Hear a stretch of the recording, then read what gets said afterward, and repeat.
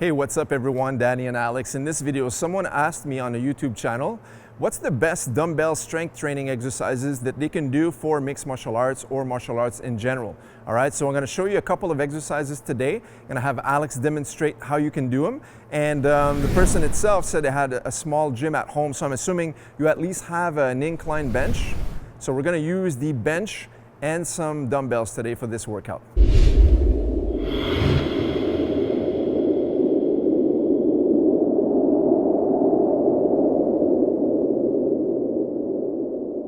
Okay, so Alex is going to demonstrate the first exercise.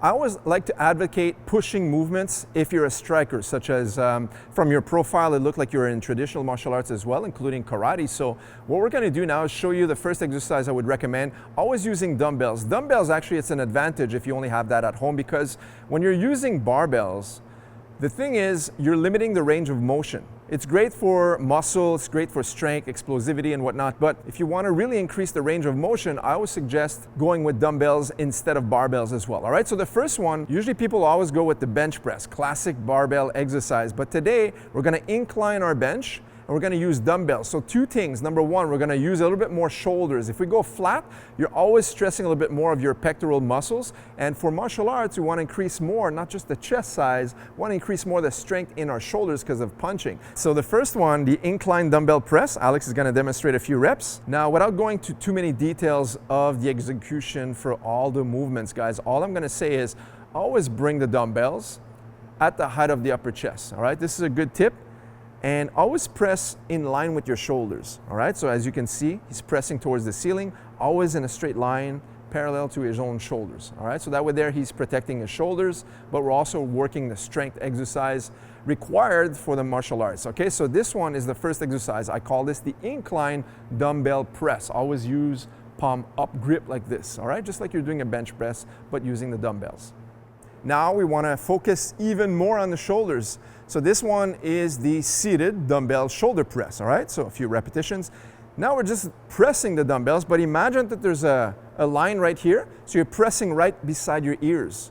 That way they're always in control of your dumbbells, all right? And this one here, it's basic, right? You don't want to go too low, but you want to go full extension. Now, if you're doing bodybuilding, sometimes we only go 3/4 of the way because we want to focus just on the shoulder muscles. But in this one, I want Alex to do full extension simply because as he's pressing up, from here the shoulder transfers to the triceps. And that's where we want the tricep to also get some stimulation during this exercise. So this is great for your punches, shoulders and triceps. So the shoulder press in a seated position. Why seated? Simply because when you do them standing, sometimes you tend to cheat.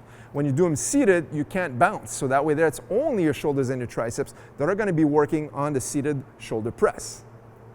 Okay, let's take a look at the third exercise. This one here, we're going to do triceps even more as well as your upper body, right? But we're going to use the push-up. Everyone knows how to do regular push-ups. Now we're going to do close grip push-ups. So we're going to hold the hands in a triangle position. And now when we go down, it makes it more challenging because now we're pressing with the triceps even further. So go ahead for a few reps, Alex. Now on this one, because we're using the body weight, I always advocate just go as many reps as possible. Now in the description section, I'm going to actually list the amount of sets and repetitions for each of the exercises we're demonstrating today. One more. Beautiful. All right. So we still have to work out after this, so this is just the video, so I don't want him to burn out just yet. But this is the third exercise for this video, strengthening yourself for striking in martial arts. This is the third exercise called the close grip push-up. Okay, next up, tricep dips. So if you have two parallel bars, that's great. We have them here at our gym, but I want to demonstrate in case you don't have it at home. So if you're training in a garage, maybe you don't have a dipping place to do your tricep dips. So we're going to use a bench. It's a great alternative to that exercise. So now Alex is placing his palms behind him on a bench, on your workout bench. And now he's going to bring his feet in front of him and he's going to demonstrate the reverse push-up or dipping push-up right from here. Okay? So the thing about this exercise is if you bring your feet close to your body, it makes it easier, right? So do 1 or 2 reps. And if you want more of a challenge now, start to step onto your heels further out. The further out you go with your feet, the harder it becomes. And that's the tricep dip, right? So this is the one that I advocate as well for striking. If you want to improve your strength for martial arts. This is a great exercise you can do at home. Now, if you have 2 benches or even a box or an additional chair, you can actually elevate your feet on that platform and start doing some reps like that. That makes it even more challenging because now you have all of your body weight that you're pressing back up. So that's the next one, called the triceps dips or bench dips. Okay, so now, next up, this next one is more of an isolation type of exercise that we use for like bodybuilding or just regular weightlifting. But this one, I like to advocate it even though it's not as functional for martial arts, just because it's going to train the medial head of your shoulders, okay? The side heads, all right? The side lateral is what we're going to use for this one, okay? So go ahead, Alex. Now, let me explain as he's doing the reps.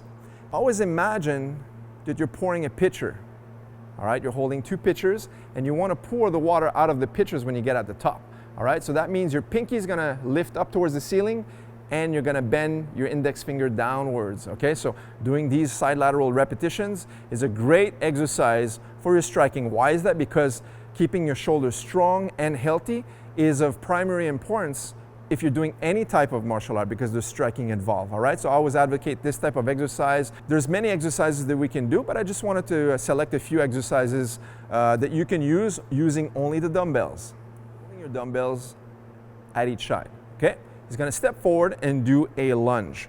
Now, what I want to see when we're doing our lunges is 2 things. We want to strengthen our legs. We want to also focus on the proprioception, which is the knee and ankle stability we want during the transfer of his step. So now, as he steps forward, what I'm looking for is 2 90-degree angles. The first 90 degree is his first leg. Knee bends, and it's 90 degree, Alex. Don't go too far forward and come back. And the second 90 degree, go again, is the back leg at a 90 as well, all right? The back leg, it starts stretching even past 90. That's okay, because all we're going to do is start stretching the quadricep and the psoas muscles as well. If we're stretching it further, that's fine. But the front leg, if you start to go past the 90 and you start to bring your knee in front of your big toe, then you're asking for problems, okay? So now, do a few more repetitions. This is the dumbbell forward lunge. We can sometimes do it backwards, but today we're going to show you guys walking it forward, okay? So always keep your head up high. A lot of times I see people cheating the movement, and what they do is they bring their head forward, and that bends and slouches the back and the shoulders. What we want to do is always keep the back in line with our hips, keeping the head up straight, chin up high, okay? Usually when we fight, we have chin down, but for this exercise, we'll have the chin up, okay? This will create good body alignment, and we'll make sure that he can train safely without incurring any injuries. All right, guys, so the last exercise we're going to discuss is using our legs. So one of the best tried and true exercise we have for our legs overall is the barbell squat. But today we're talking about dumbbells. So at home, a lot of times, especially with the price of dumbbells and weightlifting equipment, we don't have dumbbells that are heavy enough to challenge us, just like on the back squat. But we can use an alternate exercise, which is called the goblet squat, all right? It's almost like doing a front squat. So Alex is holding the dumbbell, one dumbbell, right in front underneath his chin.